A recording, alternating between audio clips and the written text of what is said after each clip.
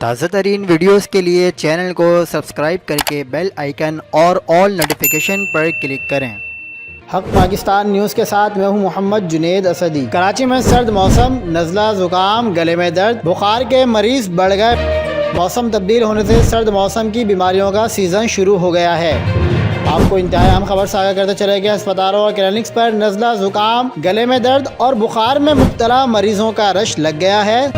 سرد موسم میں لاپرواہی سے بیماریاں جنم لینے لگی۔ ناک اور گلے کی الرجی، بچوں میں نمونیا، خسرہ بھی تیزی سے پھیل رہا ہے۔ پروفیسر ڈاکٹر طارق رفیع اور جناح اسپتال کے ENT کے پروفیسر ڈاکٹر رزاق ڈوگر نے بتایا ہے کہ سرد موسم میں بہت زیادہ احتیاط کی ضرورت ہوتی ہے۔ بچوں اور بڑی عمر کے افراد کو سردی لگنے سے محفوظ رہنے کے لیے سر کو ڈھانپ کر رکھنا چاہیے۔ ٹھنڈے مشروبات سے گلے خراب اور سوزش ہو سکتی ہے، لہذا گھر کے گرم مشروبات کا استعمال رکھیں۔ مزید خبروں کے لیے دیکھتے رہیے حق پاکستان نیوز۔